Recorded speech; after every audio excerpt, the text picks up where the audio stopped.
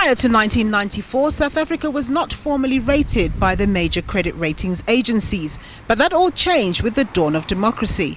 South Africa's rating history started after 1994, when the debt standstill was more or less behind the country, although the debt standstill, the last debt in terms of the debt standstill, was repaid only in August of 2001. But nevertheless, South Africa had a rating, and the rating improved over time until about 2009. South Africa had an investment grade rating.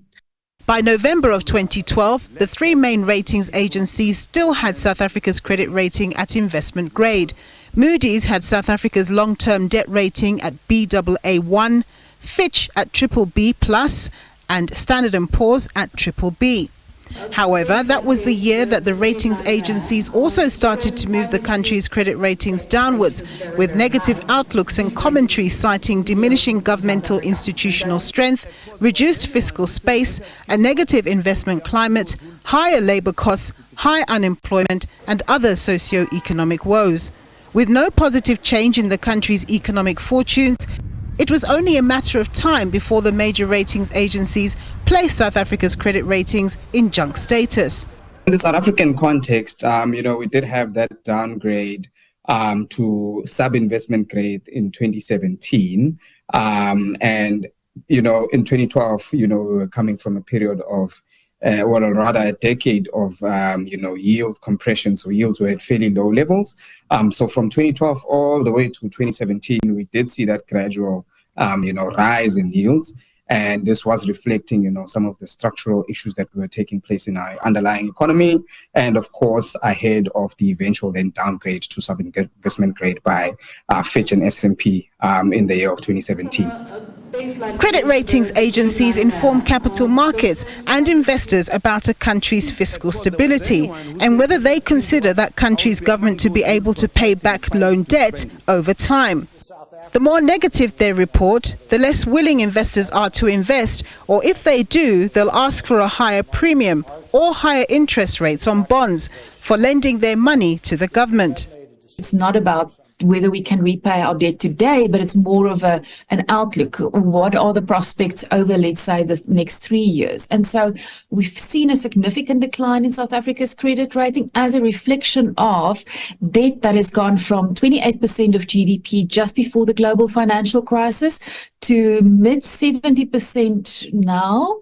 And now we have the concern around, will it stabilize there? And it's a big debate among investors.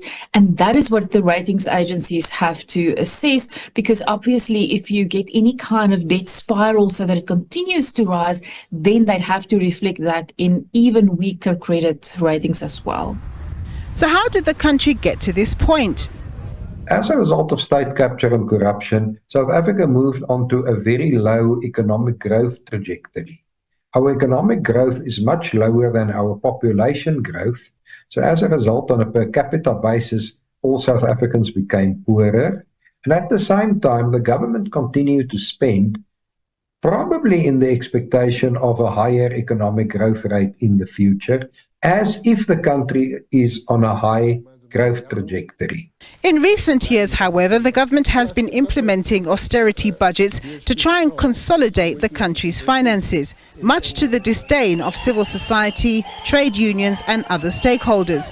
Over and above this strategy, private sector players say the country has to push harder with its structural reforms in order for South Africa to begin to enjoy meaningful economic growth, ultimately taking the country in the right direction to achieve investment grade status once again. What that will essentially take is for us to address some of the issues that we continue facing. So addressing the efficient and allocation of capital, attraction of capital, as well as addressing some of the infrastructure and technology challenges around energy, around logistical challenges. And we have seen a bit of improvement in that regard as we have experienced fairly lower levels of load shedding. But we would want a more sustained, plan around it and more sustained solution around it. And that's certainly what credit rating agencies would be looking at as well. S&P Global Ratings just recently kept South Africa's credit rating unchanged at BB-, with a stable outlook, still citing the country's deteriorating debt and fiscal matrix. Nompumelelo Siziba, SABC News, Johannesburg.